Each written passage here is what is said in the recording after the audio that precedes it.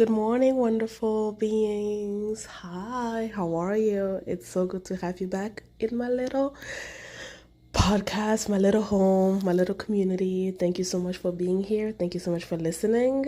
I was wondering what I was going to talk about today. And I thought discussing different positionalities.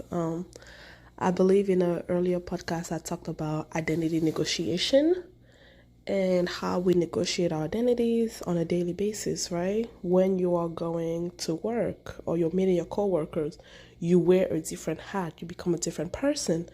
And I am 19 days away from being 26. So I've been reflecting on my life. I've been reflecting on where I've been, if my feelings will be the same if I lived in a different country, if I lived back in Africa, if I ever visited the Congo. So I've been just thinking about a lot of stuff, and then something hit me, and I thought about my identity construction between me being of a Congolese descent and me being raised in the United States. So I thought to kind of explain myself, to kind of give a holistic perspective on why I feel certain ways or why I am a certain way, I wanted to talk about my immigrant experience, or the beginning, the genesis of my story. Because I think where we are, our environments play a certain role in who we become. And I think that's why when I started this, I wanted to go back to Congolese history. But I feel like in this episode, I will talk more about my own personal history. I think this will be the first time I will kind of introduce my own personal history, and why some of my themes, some of the things that I go through have to do with these struggles of cultural clash, right? And cultural clash can be being Congolese American, it can be being immigrant versus being non-immigrant. So yeah, so this is what this podcast is going to be about. Get a drink. I have my coffee on. There's nobody home, so let's begin. So, I was born in the Congo in 1997, actually in October 1997. And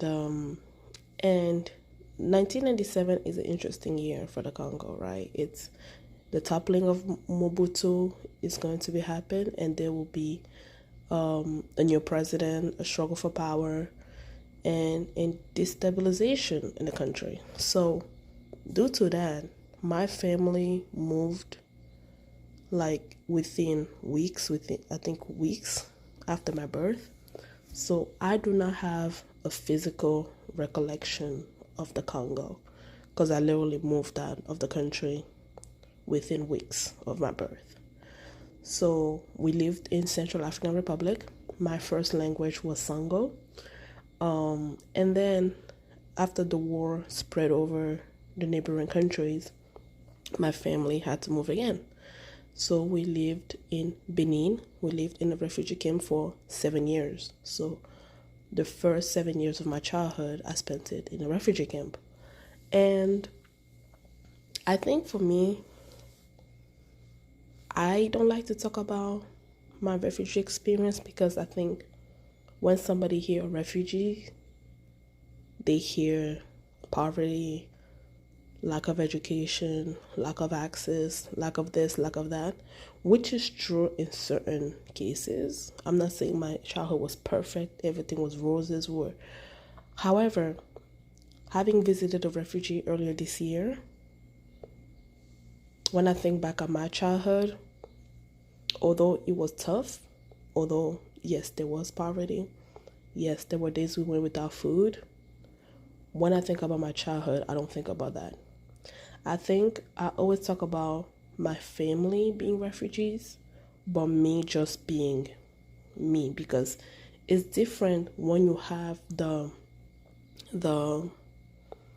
experience of moving, right? For example, I vividly remember moving to the United States. I remember I was in one location and we had to move to another location. I vividly have that recollection. So I vividly have that immigrant anecdote, right? My niece who's born in America does not.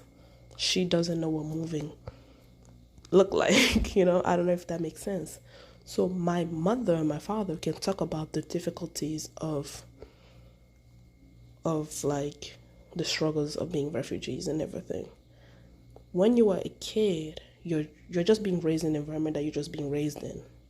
I don't know if that makes sense. It's like a kid who's raised in the ghetto. Like, your family knows how the beginning, but you are just growing up. Like, I think I'm trying to say, like, it was home. It's the only home that I know. It's the only home that I have a physical recollection of, which is different than with somebody who's like, oh, we are in a refugee camp.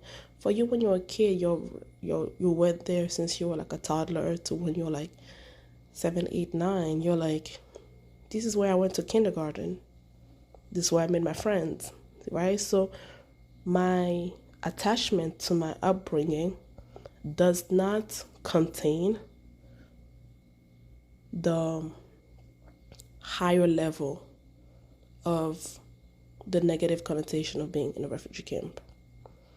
So out of respect for those who have struggles in refugee camp, I tend to not really identify myself as a refugee because I know it has a different connotation. Because when they talk about the experiences, my experience is different because I was born into it or I was raised into it. I don't know if that makes sense.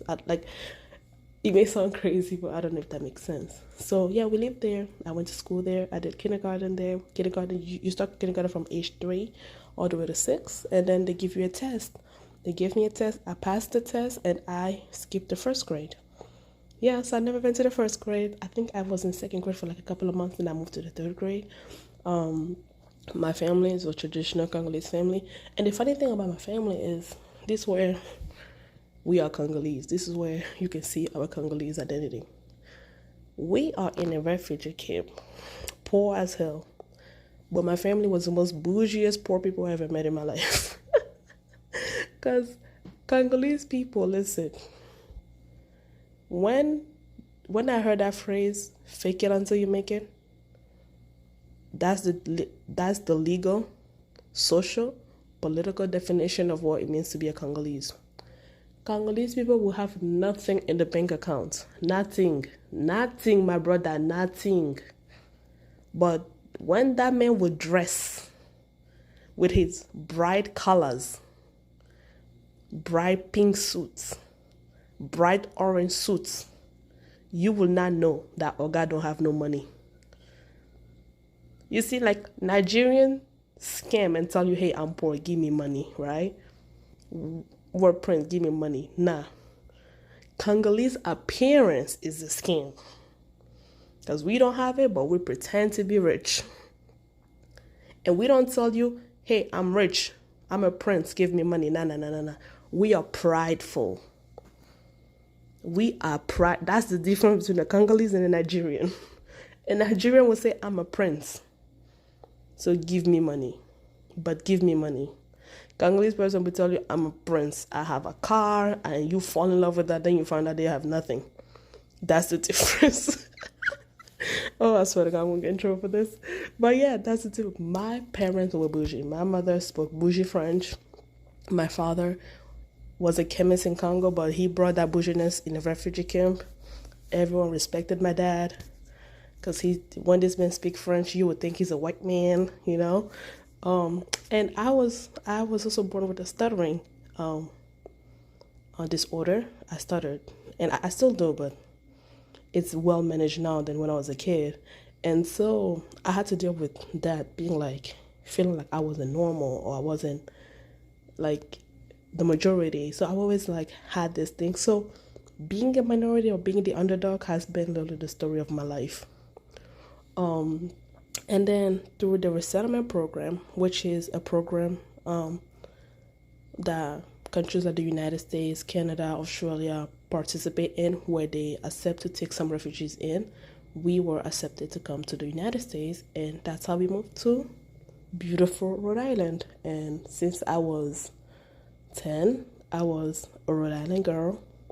I grew up on the south side of Providence. And I think it's so funny because talking about south side of Providence, because earlier this summer I had to work in the south side of Providence, and it was kind of like interesting because I'm walking there and I'm talking to the people. I'm like, oh, I used to come here and everything. They're like, you don't look like you ever visited the south side.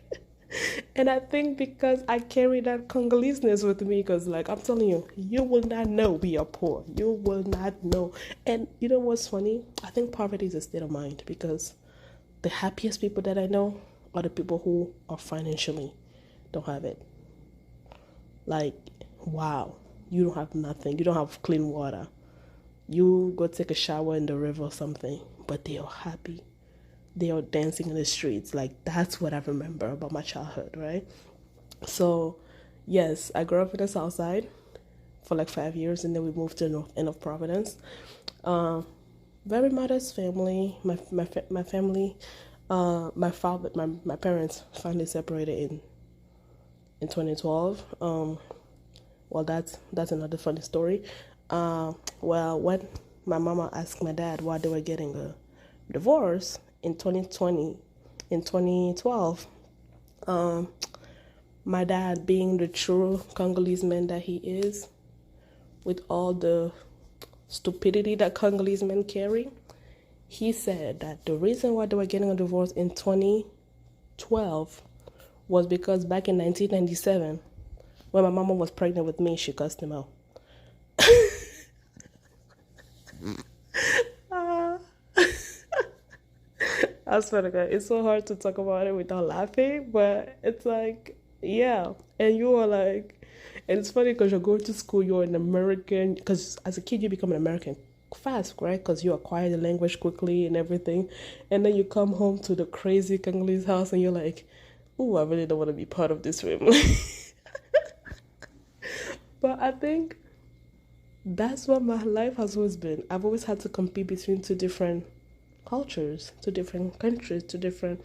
And so, as I'm entering the second half of my 20s and I'm trying to figure out myself, I'm trying to lay the foundation for myself, I'm looking at sort of like my beginning story, my Genesis story, and I'm just like, there's always been this pull, tug, like push and pull, push and pull, push and pull from different aspects of my life. And it's been so funny, it's been so interesting. My immigrant experience has always propelled me to feel like I will never be 100% one thing. And I think that's why I can look at my upbringing, I can look at the trajectories of my life and go through those things, because the ideas of myself are influenced by a lot of externals events, by a lot of external things, external themes, external ideas, and a competing cultural clash. It took me a long time to accept that regardless of where I am, regardless of what I'm doing, regardless of who I'm with, I will always be ambiguous.